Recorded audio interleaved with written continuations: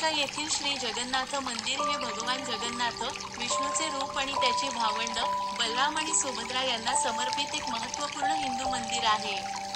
हे भारतातील सर्वात आदरणीय मंदिरांपैकी एक आहे आणि विशेषतः वैष्णवांसाठी एक प्रमुख तीर्थक्षेत्र आहे. हे मंदिर कलिंग स्थापत्य शैली आणि लाखो भाविकांना आकर्षित करणाऱ्या वार्षिक रथयात्रा उत्सवासाठी ओळखले जाते. येथे अधिक तपशीलवार देखावा आहे. 1. महत्त्व. हिंदूंसाठी, विशेषतः वैष्णवांसाठी मंदिराचे धार्मिक आणि सांस्कृतिक महत्त्व खूप आहे. हे 4 धाम तीर्थक्षेत्रांपैकी एक आहे. 2. स्थापत्य. मंदिर कलिंग स्थापत्य शैलीचे दर्शन घडवते, त्याच्या उंच टोकांसह आणि क्लिष्टपणे कोरीव काम केलेले बाह्य भाग. 3. रथयात्रा. हे मंदिर रथयात्रा किंवा रथ उत्सवासाठी प्रसिद्ध आहे, जो एक प्रमुख वार्षिक कार्यक्रम आहे. 4. भक्ती. मंदिर हे पूजा आणि भक्तीचे केंद्र आहे, वर्षभर धार्मिक विधी आणि उत्सव साजरे केले जातात. 5. स्थान. मंदिर पुरी, ओडिशा, भारताच्या पूर्व किनारपट्टीवर स्थित आहे. आणि 6. तीर्थक्षेत्र. हे जगभरातील हिंदूंसाठी एक लोकप्रिय तीर्थक्षेत्र आहे. पुरी बीच, ज्याला गोल्डन बीच असेही म्हटले जाते, हा भारतातील ओडिशा राज्यातील पुरी शहरातील प्रसिद्ध समुद्रकिनारा आहे.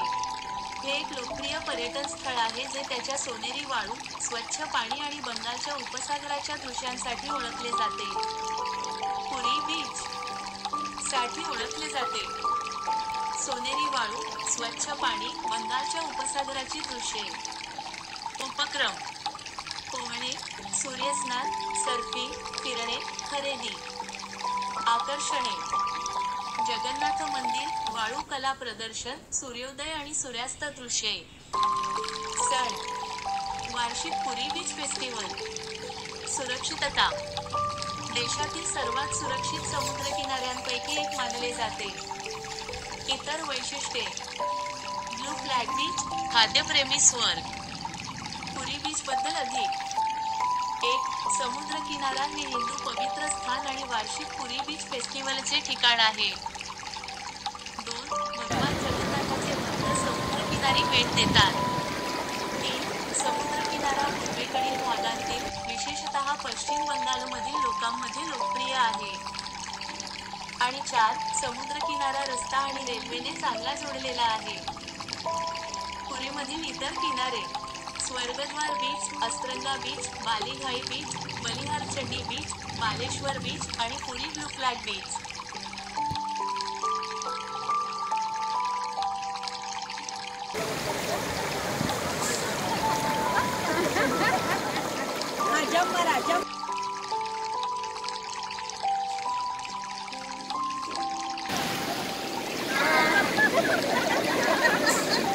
एक वन बाय वन या.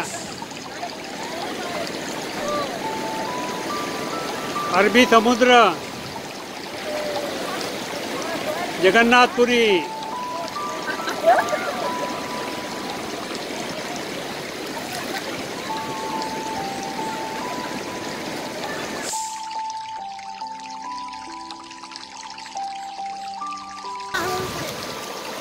या.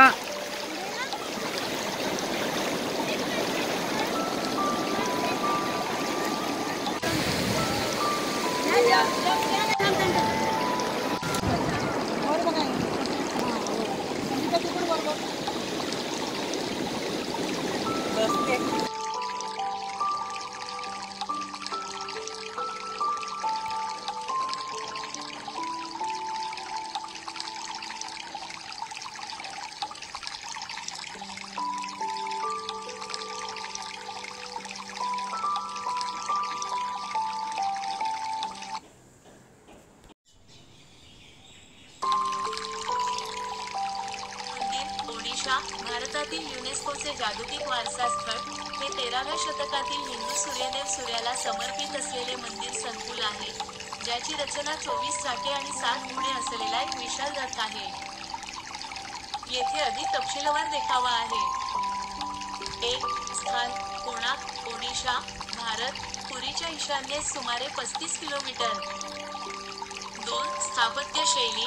हे कलिंग वास्तुकलेचे एक प्रमुख उदाहरण आहे, जे त्याच्या गुंतागुंतीच्या कोरीव कामांसाठी आणि प्रतिकात्मकतेसाठी ओळखले जाते. 3.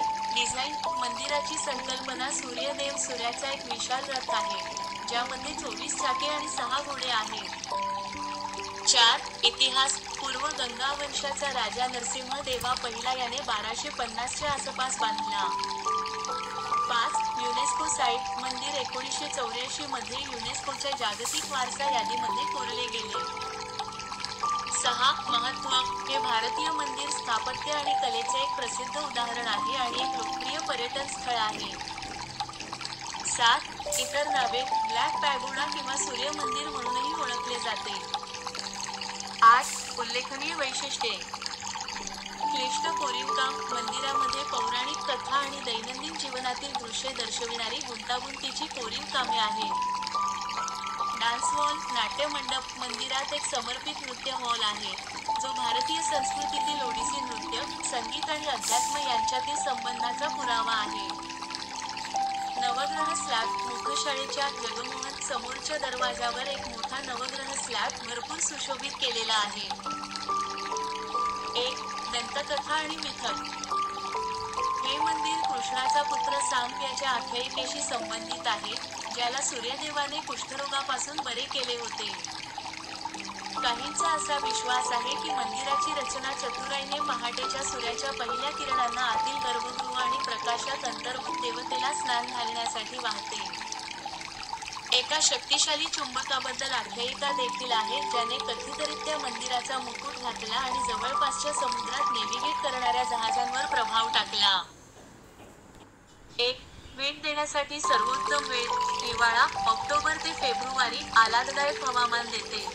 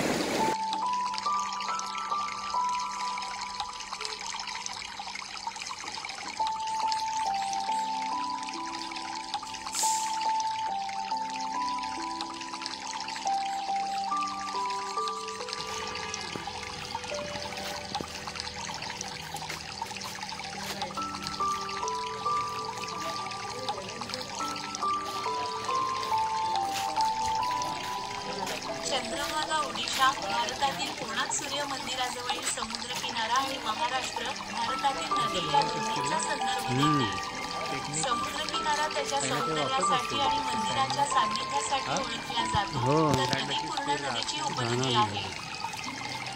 येथे प्रत्येकावर अधिक तपशीलवार देखावा आहे. 1. चंद्रभागा बीच. कोणार्क. ओडिशा. 1. स्थान. ओडिशाच्या पुरी जिल्ह्यात कोणार्क सूर्य मंदिराच्या पूर्वेस अंदाजे 3 किलोमीटर अंतरावर युनेस्कोच्या जागतिक वारसा स्थळ आहे. 2. महत्त्व. सुंदर किनारपट्टी आणि बंगालच्या उपसागराच्या दृश्यांसाठी ओळखले जाते. पूर्वी कुष्ठरोग्यांसाठी नैसर्गिक उपचारांचे ठिकाण मानले जात असे. निळा ध्वज प्रमाणपत्र प्राप्त करणारा भारतातील पहिला समुद्रकिनारा बनला, जो तिची पर्यावरण मित्रत्व आणि स्वच्छ मानके दर्शवितो. फेब्रुवारीमध्ये चंद्रभागा मेळा, धार्मिक विधी, सांस्कृतिक प्रदर्शने आणि हस्तकला प्रदर्शनांचा समावेश असलेला एक लोकप्रिय उत्सव आयोजित करतो. समुद्रकिनारा त्याच्या वाळूच्या कलेसाठी देखील ओळखला जातो आणि कोणार्क मंदिराकडे जाताना भेट देण्यासाठी हे एक चांगले ठिकाण आहे. 1. उपक्रम. चंद्रभागा बीचवर जलक्रीडा, बोनफायर आणि पॅरासेलिंग हे काही उपक्रम उपलब्ध आहेत. 2. इतर जवळपासची आकर्षणे. कोणार्क सूर्य मंदिर, रामचंडी मंदिर आणि बालूरमठ, कोणार्क वन्यजीव अभयारण्य. 2. चंद्रभागा नदी, महाराष्ट्र. 1. स्थान. महाराष्ट्र, भारतातील अमरावती जिल्ह्यातील एक प्रमुख नदी. 2. महत्त्व. पूर्णा नदीची उपनदी आणि ताप्ती पूर्णा नदी प्रणालीचा भाग बनते. ही नदी पंढरपूरजवळ चंद्राकृतीचे वळण घेते. ती चंद्रासारखी दिसते, म्हणून त्याला चंद्रभागा असे नाव पडले. 1. पंढरपूर आणि विठ्ठल मंदिर. पंढरपूर शहर हे विठ्ठल रुक्मिणी मंदिरासाठी प्रसिद्ध आहे, जे भगवान विठ्ठल, कृष्णाचे एक रूप, यांना समर्पित आहे आणि विशेषतः वारकरी संप्रदायासाठी एक प्रमुख धार्मिक केंद्र आहे. 2. इतर उपयोग. चंद्रभागा धरण, जलनिधीकरण. चंद्रभागा धरण, अमरावती, महाराष्ट्र, भारत. चंद्रभागा धरण, नागपूर, महाराष्ट्र, भारत.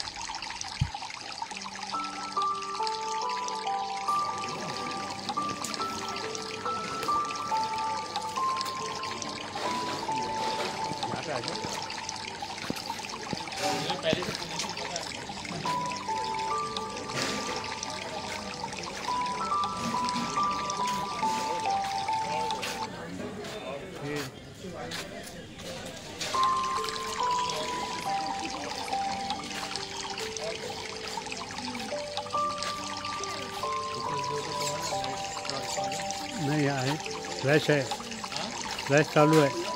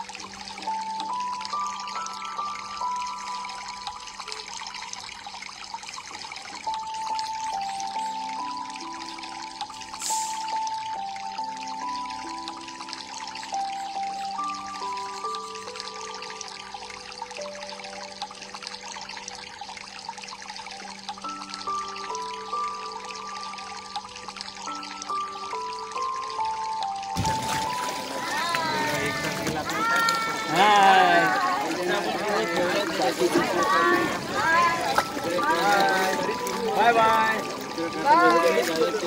उडी मारून जात आहे इकडे. हो हां तिकडे 4,500 पेक्षा जास्त गेले असते. हो मग तेच सांगितलं ना.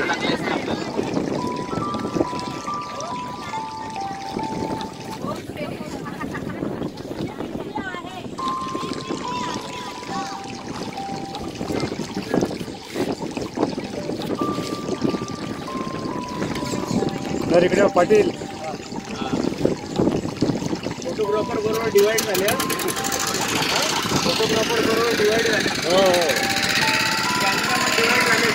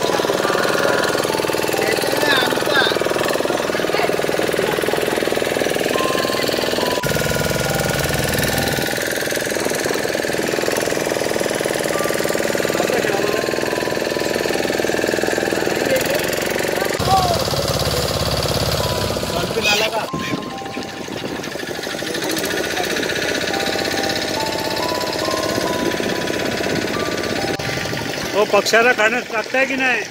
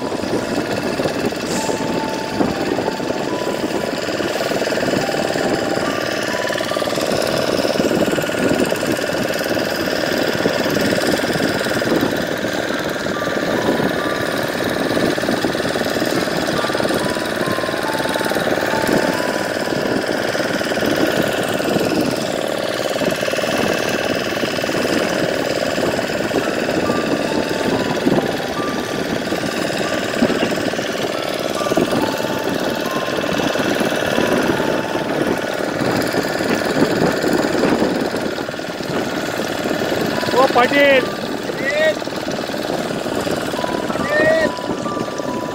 हात करा ना.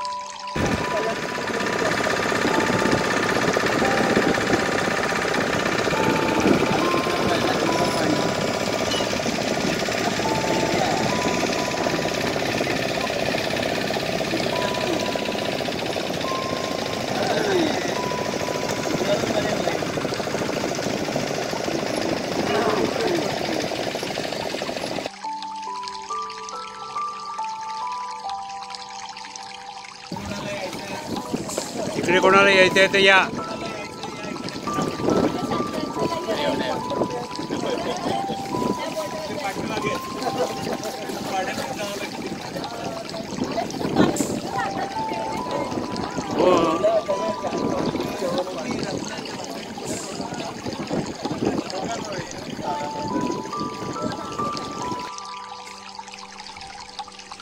चिलिका तलाव इरावडी डॉल्फिनसाठी प्रसिद्ध आहे. डॉल्फिनची एक प्रजाती जी तलावाची प्रमुख प्रजाती आहे आणि या प्रजातीचे निवासस्थान असलेल्या जगातील फक्त 2 तलावांपैकी एक आहे. येथे अधिक तपशीलवार स्पष्टीकरण आहे. 1. Irrawaddy dolphin. चिलिका तलाव ही भारतातील इरावडी डॉल्फिनची एकमेव ज्ञात लोकसंख्या आहे. 2. फ्लॅगशिप प्रजाती. इरावडी डॉल्फिन ही चिलिका सरोवरातील प्रमुख प्रजाती मानली जाते. 3. अद्वितीय निवासस्थान. चिलिका तलाव ही जगातील फक्त 2 सरोवरांपैकी एक आहे ज्यात या प्रजातीचे निवासस्थान आहे. खाने वाला कितना अलग होता है? 4. इतर प्राणी. डॉल्फिन व्यतिरिक्त वो सी सेल्स होता है मासे, झिनुक मालूम है झिनुक सरपटणाऱ्या इतर वो नेचुरल प्रजातींसह झिनुक है. विविध स्थलांतरित सभी बोर्ड को दिखाने के लिए. पण चिलिका तलाव ओडिशा, भारत येथे स्थित आहे. ये चिल्का का सबसे फेमस चीज होता है बैठिया. बैठो इधर बैठो ना, बैलेंस बिगड़. ये समुद्र का नीचे 200 फीट गहराई में मिलता है. इसको हिंदी लैंग्वेज में बोलते हैं सीप, बोलते हैं सीप. 200 फीट नीचे रहता है. जो बड़ा बड़ा मछुआ लोग जाते हैं ना समुद्र के अंदर फिशिंग करने के लिए, नेट बिछाते हैं, वो जाल के अंदर मछली के साथ साथ ये सब आ जाता है. और इधर गवर्नमेंट तरफ से जितना भी टूरिस्ट बोट आता है ना, सभी बोट को फ्री में दिखाने के लिए हम सबको रखा गया है. क्योंकि सर इसका अंदर नेचुरल मोती मिलने का चांसेस रहता है सेल के अंदर. लेकिन 100% गारंटी नहीं होता है कि हर सेल के अंदर मोती मिलेगा. किसी किसी के अंदर ही मोती मिलता है. जिसका अंदर स्वाति नक्षत्र मालूम है, पूर्णिमा बोलते हैं, शरद पूर्णिमा का टाइम में जो बारिश गिरता है ना, उस बारिश का पहला बूंद से ही मोती बनता है.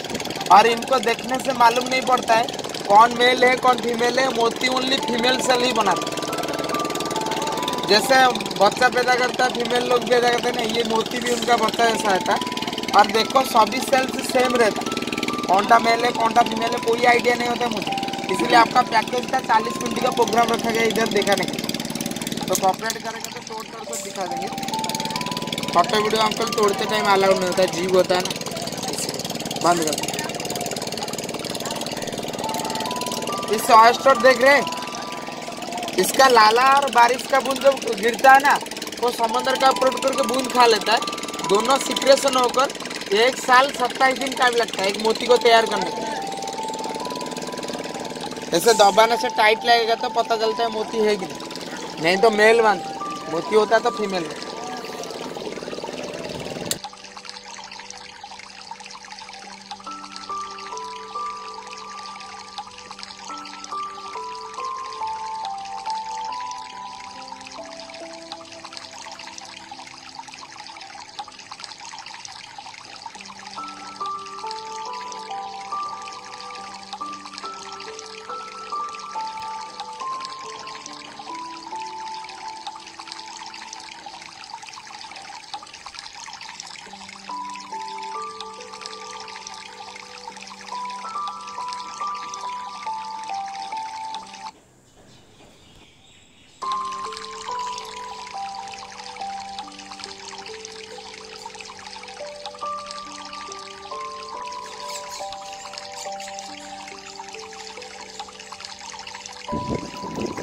बोटीवरील भोजन.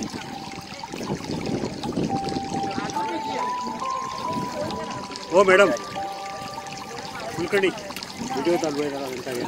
चालू आहे व्हिडिओ.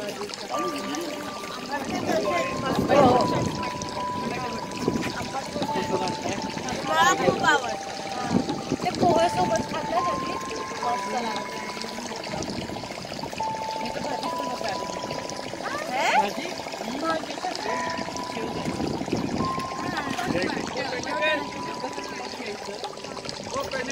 हो ते तुम्ही घाला, ते तुम्ही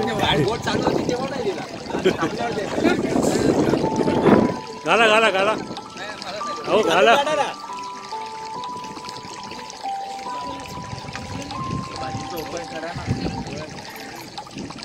बसा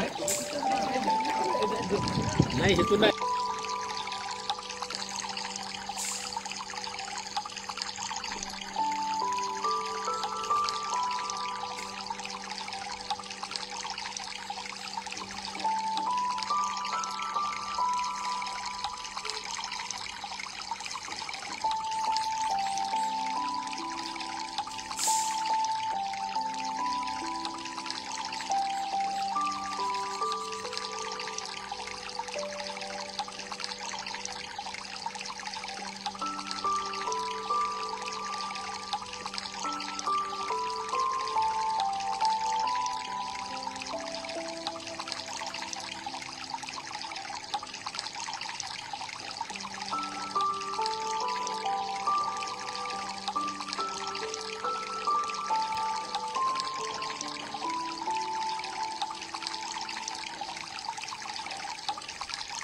चालू आहे, व्हिडिओ चालू आहे, लाटा येत आहेत मागून.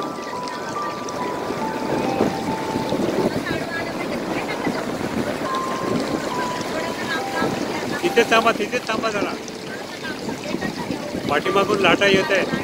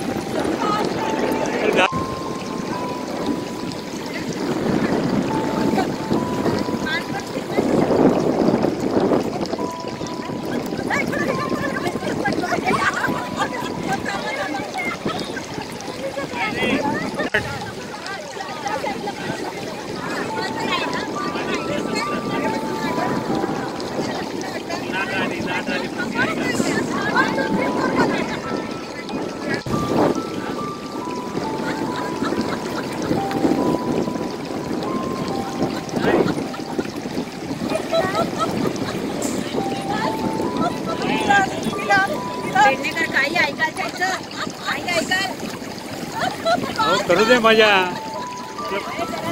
पोरी बाळी मजा नाही करणार तर कोण मजा करणार.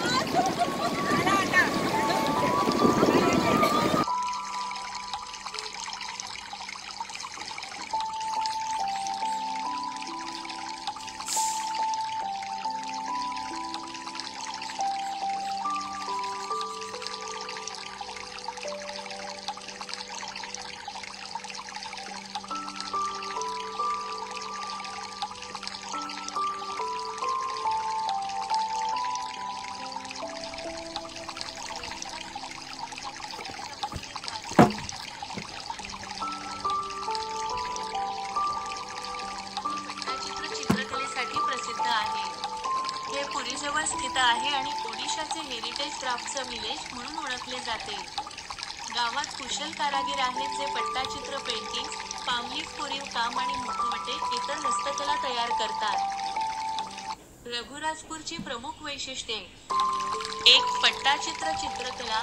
या पारंपरिक कला प्रकारात स्क्रोल पेंटिंगचा समावेश असतो, ज्यात अनेकदा हिंदू धर्मग्रंथ आणि महाकाव्यांतील कथांचे. ओडिशातील भुवनेश्वरजवळ असलेल्या धौलीगिरीला ऐतिहासिक आणि धार्मिक महत्त्व आहे. हे कलिंग युद्धाचे ठिकाण असल्याचे मानले जाते, ज्याने राजा अशोकावर खोलवर परिणाम केला, ज्यामुळे त्याने बौद्ध धर्म स्वीकारला आणि शांतता वाढवली. टेकडीवर अशोकाचे प्रतिलिपीत कोरलेले आरतीचे वैशिष्ट्य आहे, ज्यात त्यांची धोरणे आणि मानवतावादी दृष्टिकोन दिसून येतो. धौलीगिरी हे शांती स्तूपाचे घर आहे, जे शांततेचे प्रतीक आहे आणि एक प्रमुख बौद्ध तीर्थक्षेत्र आहे. ऐतिहासिक संदर्भ. 1. कलिंग युद्ध. धौलीगिरी ऐतिहासिकदृष्ट्या कलिंग युद्धाशी संबंधित आहे. मौर्य साम्राज्य आणि कलिंग राज्य यांच्यातील 261 BCE मध्ये एक मोठा संघर्ष. 2. अशोकाचे परिवर्तन. कलिंग युद्धादरम्यान झालेल्या विध्वंस आणि जीवितहानीचा अशोकावर खोलवर परिणाम झाला, ज्यामुळे त्याने हिंसाचाराचा त्याग केला आणि बौद्ध धर्म स्वीकारला. 3. ब्राह्मी लिपी शिलालेख. ब्राह्मी लिपीमध्ये कोरलेली अशोकाची आज्ञा. धौलीगिरी येथे कोरलेली शांतता, धर्म सोमेश्वर मंदिर. आणि 4 बौद्ध तीर्थ. अशोकाच्या धर्मांतरानंतर धौलीगिरी हे बौद्ध क्रियाकलापांचे एक महत्त्वाचे केंद्र बनले. त्यांनी तेथे स्तूप, चैत्य आणि स्तंभ बांधले. शांतीस्तूप. 1. शांतता प्रतीक. धौलीगिरी येथील शांतीस्तूप हे शांतता आणि प्रेमाचे प्रमुख प्रतीक आहे.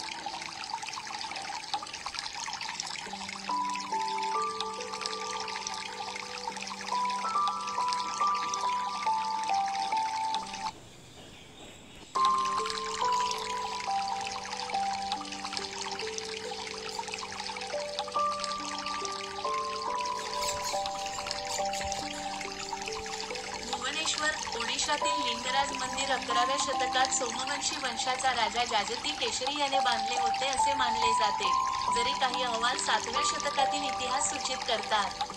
भगवान शिवाला समर्पित असलेले हे मंदिर एक महत्त्वपूर्ण उपासनेचे ठिकाण आहे आणि कलिंग शैलीतील वास्तुकलेचे उत्कृष्ट उदाहरण आहे, जे त्याच्या गुंतागुंतीच्या कोरीव काम आणि शिल्पांसाठी प्रसिद्ध आहे. याला अनेकदा मंदिरांचे शहर असे संबोधले जाते, जे या प्रदेशाच्या समृद्ध धार्मिक इतिहासाचे प्रतिबिंब आहे. महत्त्वाचे ऐतिहासिक मुद्दे. 1. स्थापना. 11व्या शतकात मंदिर बांधण्याचे श्रेय सोमवंशी वंशाचा राजा जजती केशरी याला दिले जाते, जरी काही ऐतिहासिक अहवाल असे सुचवतात की मंदिराचे अस्तित्व 6व्या शतकासारखे जुने असावे. 2. शिवाला समर्पित. मंदिर भगवान शिवाला समर्पित आहे आणि मुख्य देवता स्वयंभू, स्वतः प्रकट झालेले एक शिवलिंग आहे. 3. हिंदू परंपरांचे प्रतीक. लिंगराज मंदिर हे 2 प्रमुख हिंदू संप्रदाय शैव आणि वैष्णव यांच्या एकत्र येण्याचे प्रतीक आहे. 4. वास्तुशास्त्रीय महत्त्व. हे मंदिर कलिंग स्थापत्यकलेचे उत्कृष्ट उदाहरण आहे, जे किचकट कोरीव काम आणि शिल्पांसाठी ओळखले जाते. 5. मंदिर परिसर. लिंगराज मंदिर संकुलात मुख्य मंदिर आणि असंख्य लहान मंदिरे, तसेच बिंदू सरोवर, एक पवित्र तलाव समाविष्ट आहे. 6. धार्मिक महत्त्व. मंदिर ओडिशातील एक मध्यवर्ती उपासना स्थान आहे आणि यात्रेकरूसाठी एक लोकप्रिय गंतव्यस्थान आहे. आणि 7. उत्सव. महाशिवरात्री, अशोकाष्टमी आणि चंदन यात्रा यासारखे विविध सण मंदिरात उत्साहाने साजरे केले जातात.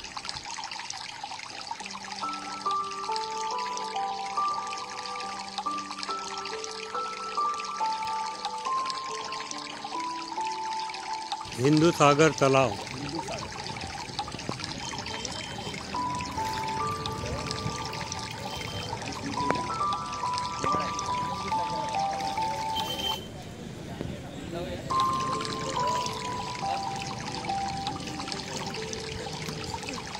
काय झालं?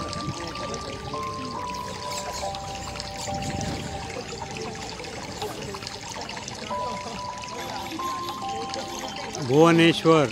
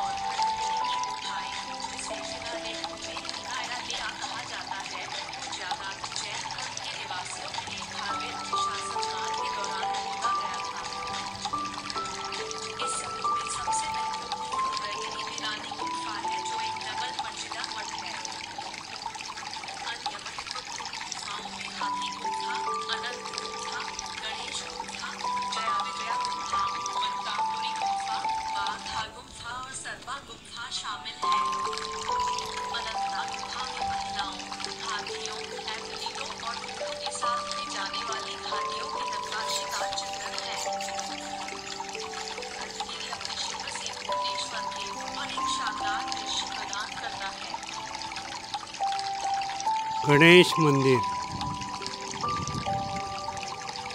गणेश मंदिर।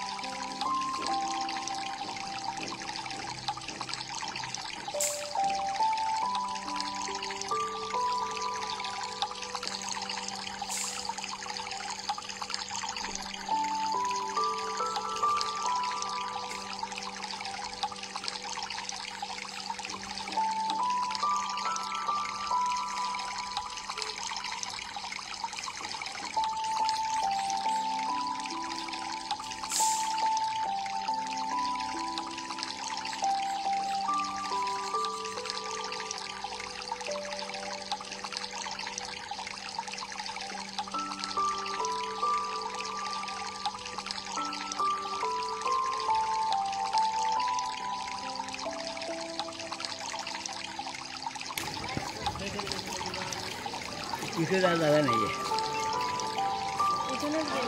हो नाही, या गुफेत जागा नाही. त्या गुंफे हां समोरच्या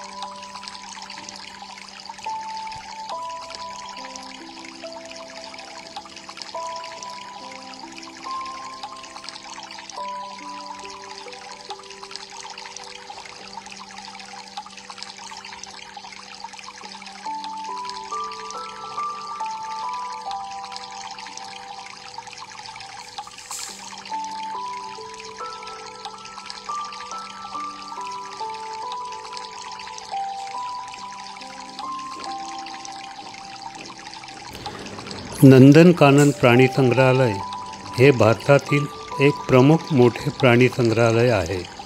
देशातील इतर प्राणी संग्रहालयाप्रमाणे नंदनकानन हे जंगलाच्या आत आणि पूर्णपणे नैसर्गिक वातावरणात बांधलेले आहे.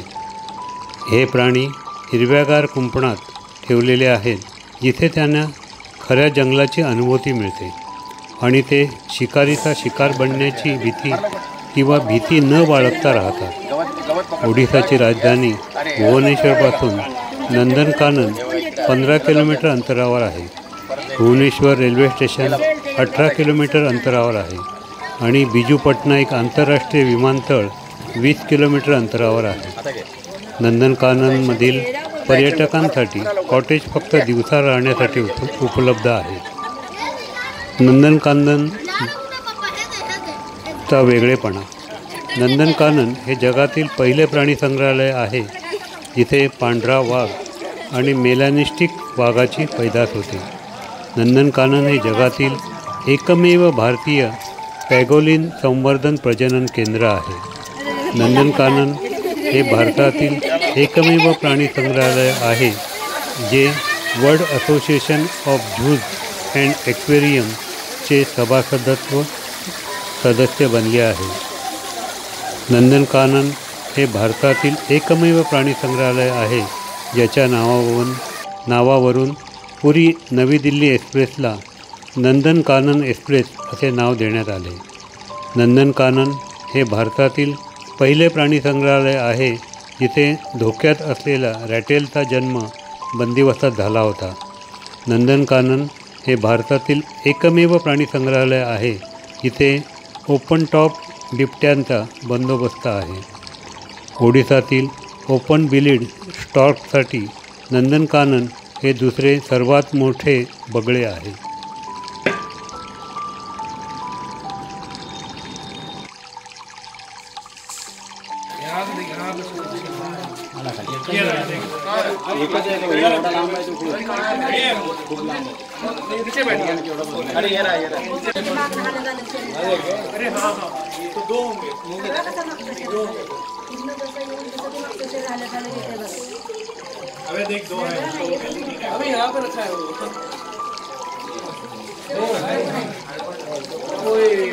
अजगर आहे वाटतं ते. साप नाही, अजगर आहे ते.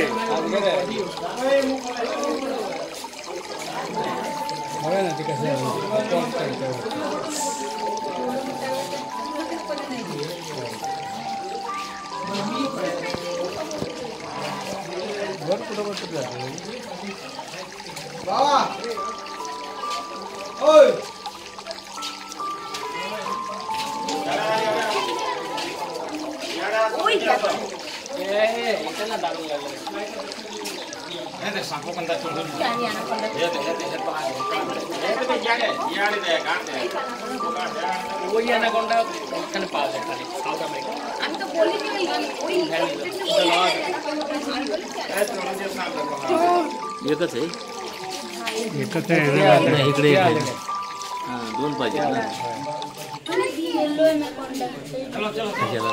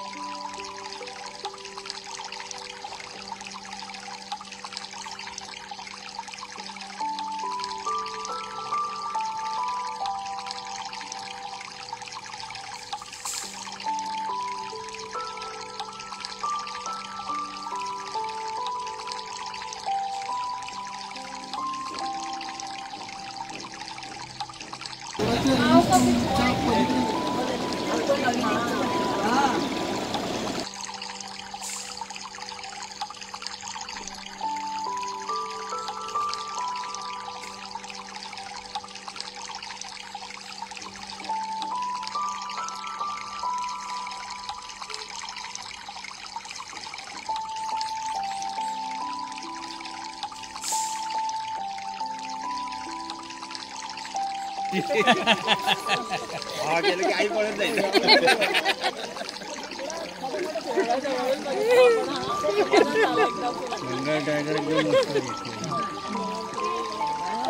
त्याला काही घेणं देणं नाही इथे लोकांनी.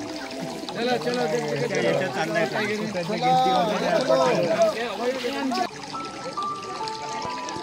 शतकावली चालणार.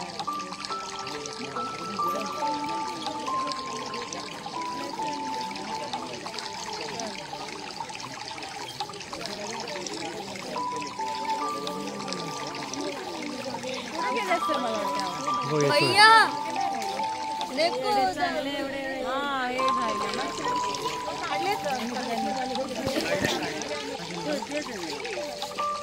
यार बाहर जा वो हमरा जोराली बाहर जा बोलो हम तो कोई दिखा दे चलो चलो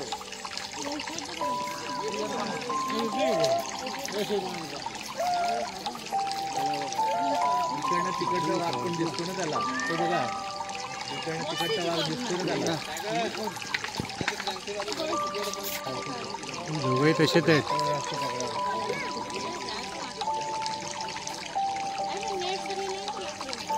हा बघा आपण चालला बघा. तू त्यालाच बघतोय तो बघा ना, मी बोललो ना त्याला. तो बघा, हा मी बोललो ना तू त्याला बघतोय.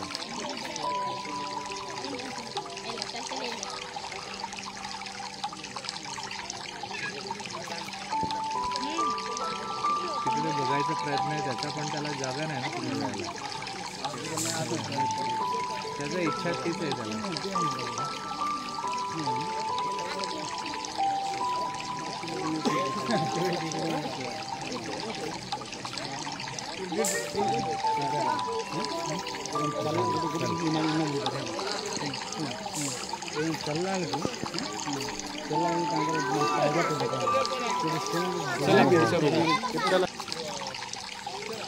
हा जवळ येतोय बघा. ये तो बहुत उससे भी भारी होगा ना भैया. 400 किलो. आजा बेटा आजा. आवाज काढा, निकाल ना शेर का आवाज निकाल.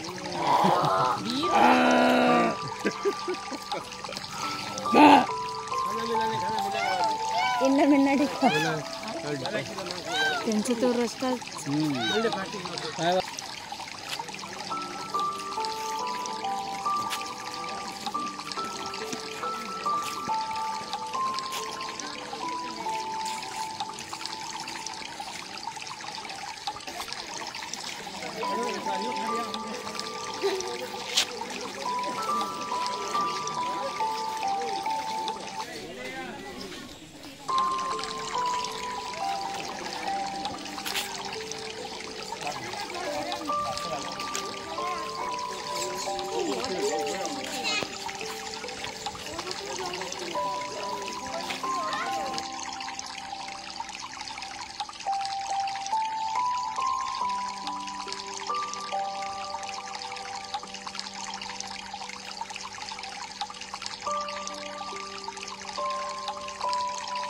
আর পরে সময় নেই.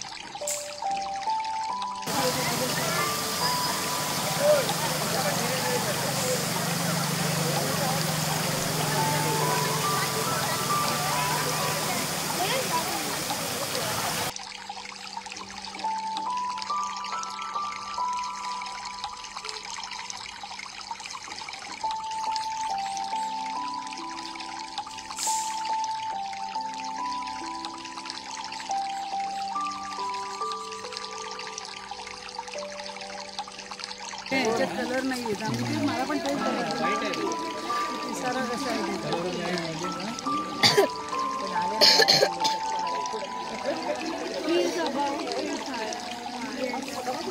काही असतो प्रसिद्धी किंवा कुप्रसिद्धी काही ना काही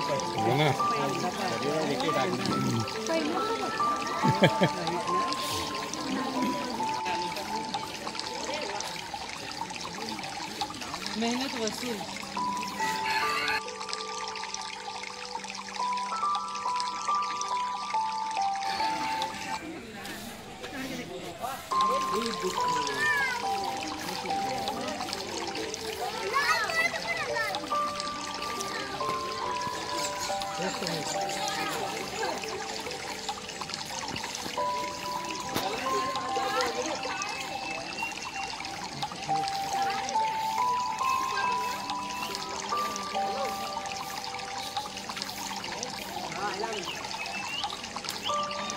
तांबडा कोंबडी बघ.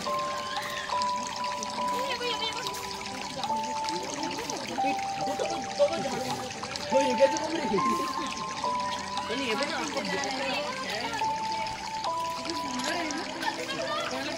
पिठच घालणार नाही आपण.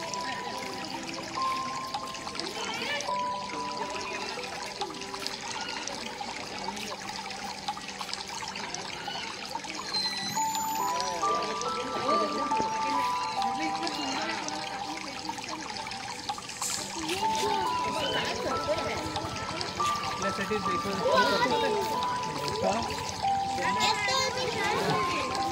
त्याला पण आवडतच नाही. काहीतरी खातोय वाटतं तो, काहीतरी खातोय. की बाकी को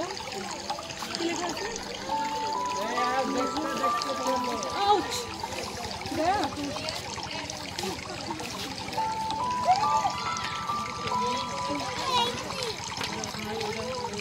जीतू का देखो ये देखो सामने सामने काहीतरी खातोय तो.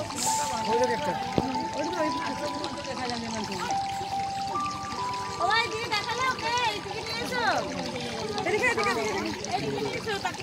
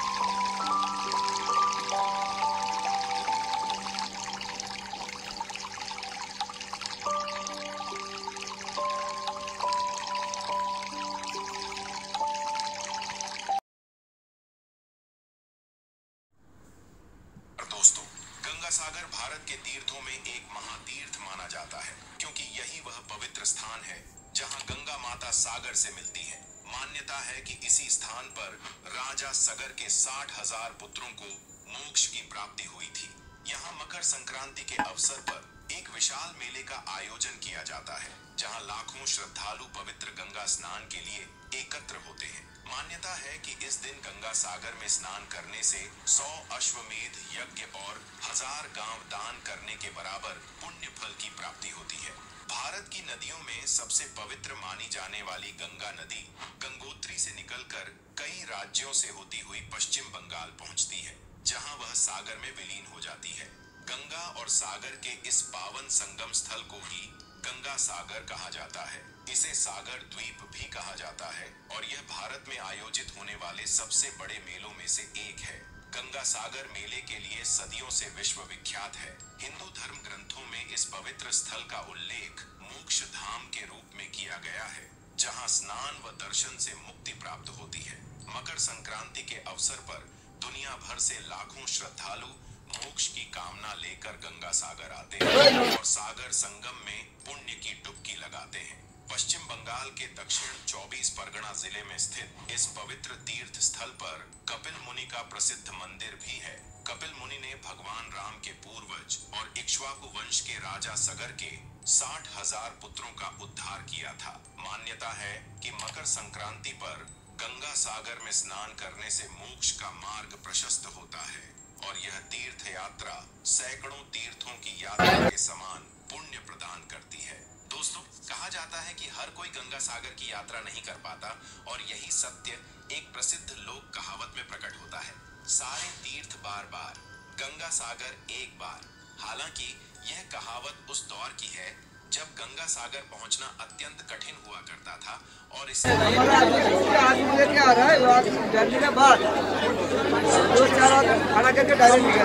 अब यहाँ आना कहीं अधिक सुगम और सुलभ हो गया है। ऐसी मान्यता है कि ऋषि मुनियों के लिए गृहस्थ आश्रम या पारिवारिक जीवन वर्जित होता है, लेकिन भगवान विष्णु के अनुरोध पर गंधर्व ऋषि, जो कपिल मुनि के पिता थे, उन्होंने गृहस्थ जीवन स्वीकार किया। हालांकि उन्होंने इसके लिए एक शर्त रखी कि भगवान विष्णु को उनके पुत्र के रूप में अवतरित होना होगा।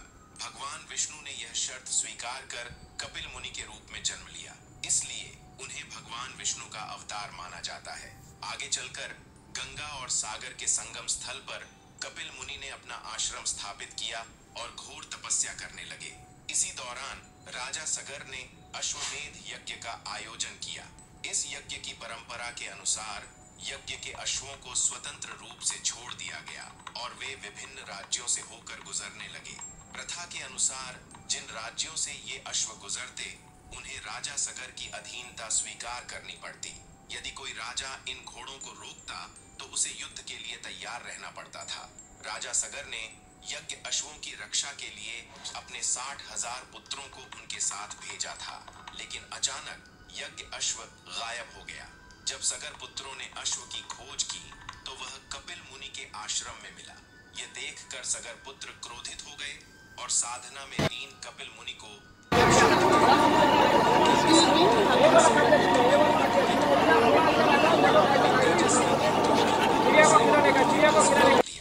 हालांकि मुनि के श्राप के कारण सगर पुत्रों की आत्मा को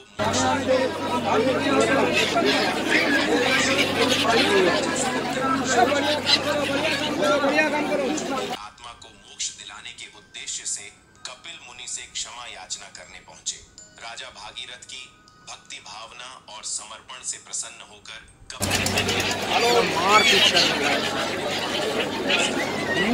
मारपीट कर लेना है।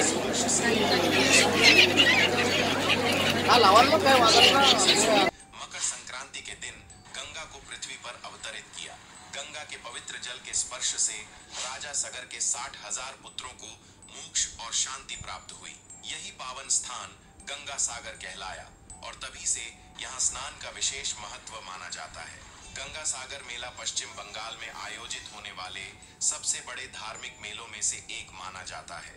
यह मेला कोलकाता के निकट हुगली नदी के तट पर उस पवित्र स्थान पर आयोजित किया जाता है, जहां गंगा बंगाल की खाड़ी में समाहित होती है। इसी कारण इस मेले को गंगा सागर मेला कहा जाता है। यह विक्रम संवत के अनुसार हर वर्ष पौष मास के अंतिम दिन आयोजित होता है। यह दिन मकर संक्रांति का होता है, जब सूर्य मकर राशि में प्रवेश करता है। दोस्तों, सुंदरवन निकट होने के कारण गंगा सागर मेले को हर वर्ष कई प्राकृतिक चुनौतियों का सामना करना पड़ता है। तूफान, ऊंची लहरें और बदलते मौसम की विषम परिस्थितियां मेले के आयोजन में बाधाएं उत्पन्न करती हैं, लेकिन श्रद्धा और परंपरा के आगे ये सारी बाधाएं नगण्य हो जाती हैं। गंगा के सागर में मिलने के इस पावन संगम स्थल पर स्नान करना अत्यंत शुभ और पवित्र माना जाता है। गंगा सागर संगम पर श्रद्धालु समुद्र देवता को नारियल और यज्ञोपवीत अर्पित कर उनकी पूजा करते हैं। साथ ही समुद्र में पिंडदान और तर्पण कर अपने पितरों को जल अर्पित करना शुभ माना जाता है। शास्त्रों में गंगा सागर में स्नान और दान का विशेष महत्व विस्तार से बताया गया है। मान्यता है कि यहाँ किया गया स्नान और दान 100 अश्वमेध यज्ञ के समान पुण्य फल प्रदान करता है और मोक्ष की प्राप्ति का मार्ग प्रशस्त करता है। स्थानीय मान्यताओं के अनुसार जो युवतियां गंगा सागर में स्नान करती हैं, उन्हें अपनी इच्छा अनुसार वर प्राप्त होता है और युवकों को स्वेच्छित वधू मिलने का आशीर्वाद मिलता है। स्नान और अनुष्ठान संपन्न करने के बाद सभी श्रद्धालु कपिल मुनि के आश्रम की ओर प्रस्थान करते हैं और श्रद्धा भाव से उनकी मूर्ति की पूजा अर्चना करते हैं। इस पवित्र मंदिर में गंगा देवी, कपिल मुनि और राजा भागीरथ की मूर्तियां स्थापित हैं, जिनके दर्शन से भक्तगण स्वयं को धन्य मानते हैं। तो दोस्तों, गंगा सागर तीर्थ की इस अद्भुत कथा ने हमें यह समझाया कि क्यों इसे मोक्ष धाम कहा जाता है और क्यों यह कहावत सारे तीर्थ बार बार, गंगा सागर एक बार इतनी प्रसिद्ध है। अगर आपको यह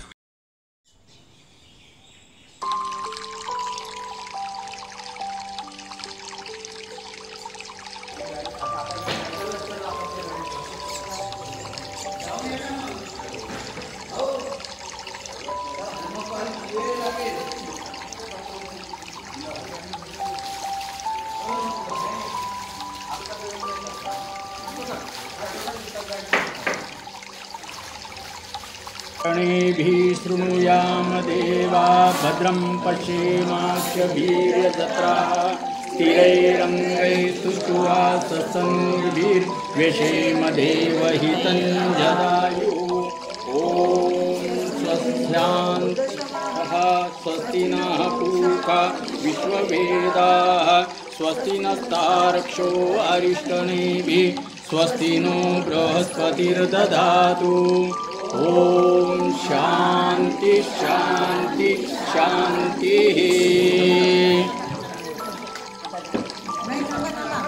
नंतर परत आणखी बोला. यशंकरं बलवन्तं पूर्वतं तुमेव राजद्वितीय विश्वम् आरोग्यम् आयुष्यते धान्यं धनं पशु बहुपुत्रलाभं शतसंवत्सरं दीर्घमायुः। ओम शांति शांति शांति। मानः शत हेमंता त्रक्षमयत वसन्तां इंद्राग्नि सै सविताः बृहस्पतिः ईशं हविर्भीष्टं पुनः आहारं क्षमत्वा मध्मान् कुलयुग पुनर्वपा सर्वांग सर्वच्छिन्नः सर्वमुच्छं ते विदम्। ओम शांति शांति शांति। ओम द्योः शान्तिरन्तरिक्षगं शान्तिः पृथिवी शान्तिरापः शान्तिरोषधयः शान्तिः वनस्पतयः शान्तिर्विश्वे देवाः शान्ति ब्रह्म शान्तिः सर्वगं शान्तिः शान्तिरेव शान्ति सामा शान्तिरेधि जतो यतः समीहसे ततो नो अभयं कुरु शन्नः कुर्वन्त कुरु। ओम शांति शांति शांति। आधी ताई घालतील ना. आरोग्यं देहि मे परमं सुखं रूपं देहि जयं देहि यशो देहि द्विषो देहि सर्वान् कामौच्च देहि मे।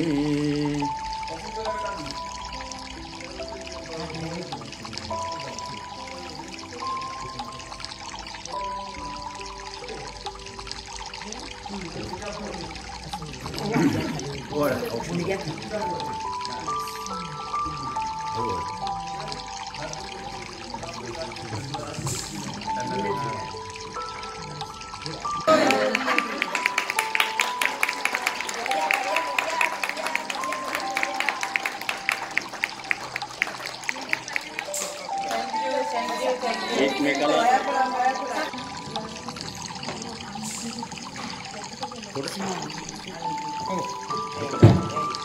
पहिल्यात पाणी घ्यायचं थोडंसं डोळ्याला पाणी लागतं दोघांच्या पण बरोबर हो भरवली आधी भरवली अजून भरवली तुम्ही भरवा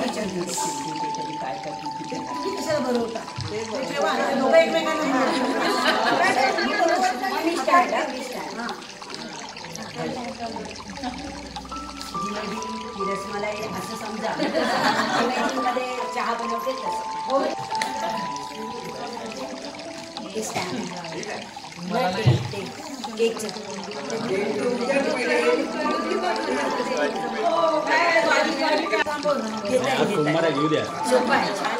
शंकराच्या पिंडीवर बेल वाहते वाकून महेंद्र पवारांचं नाव घेते तुमच्या सगळ्यांचं मान राखते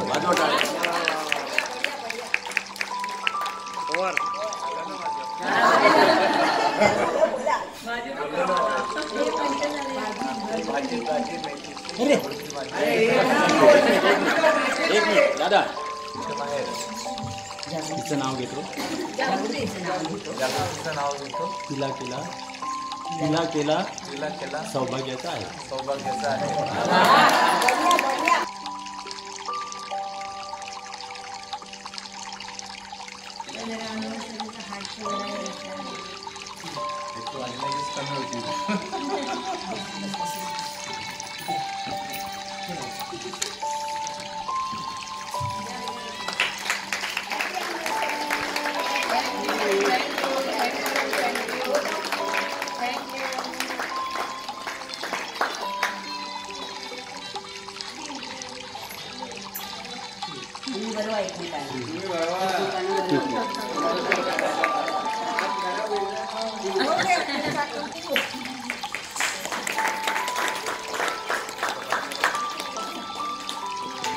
पाटील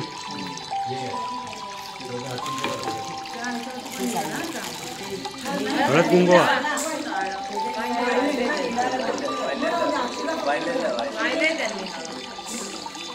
नारळाला वाहिले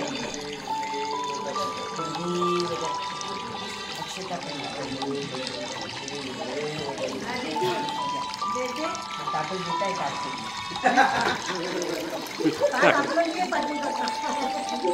त्याला पण हात लावते माझं पण माझं त्यांचं पण माझं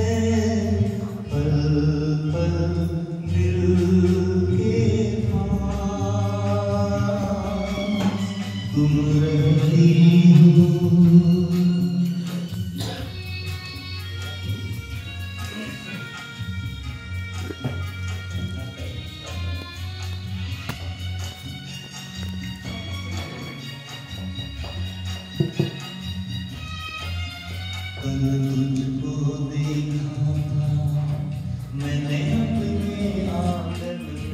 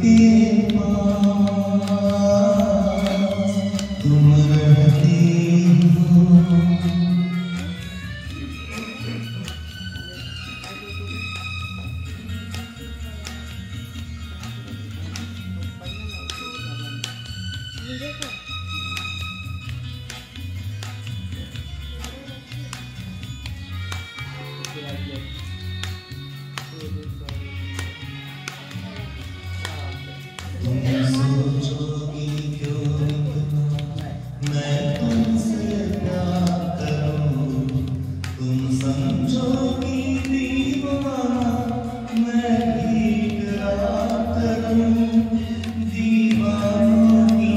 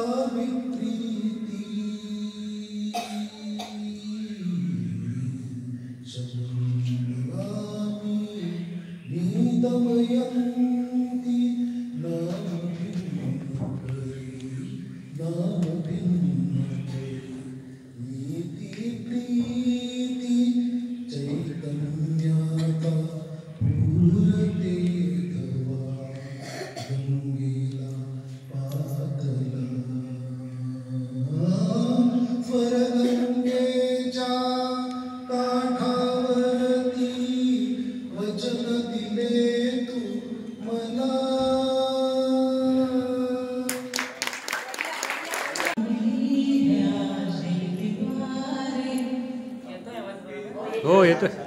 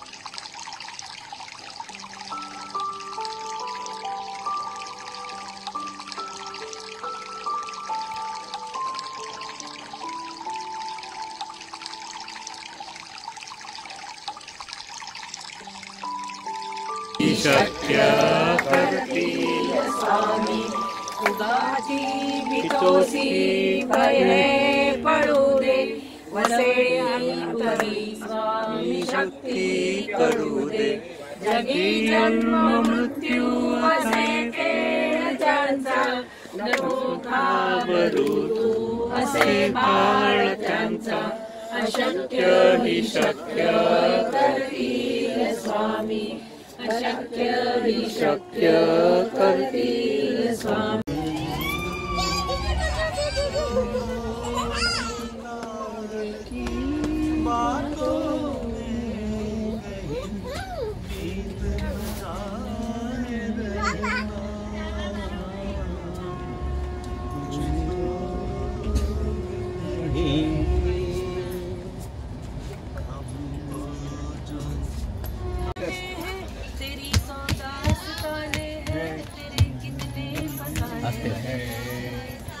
मगर एक वो कहानी है जो मुझको सुनानी है, मगर एक वो कहानी है जो अब मुझको सुनानी है। जिंदगी आ रहा जिंदगी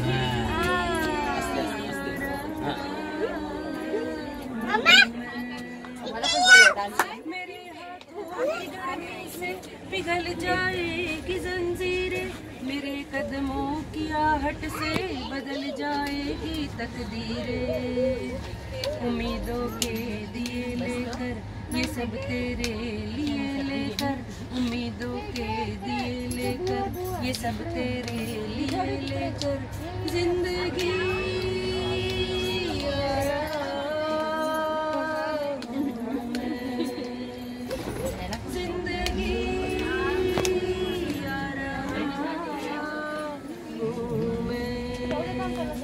कभी तुझको गिला मुझसे, कभी मुझको शिकायत है, मगर फिर भी तुझे मेरी मुझे तेरी जरूरत है।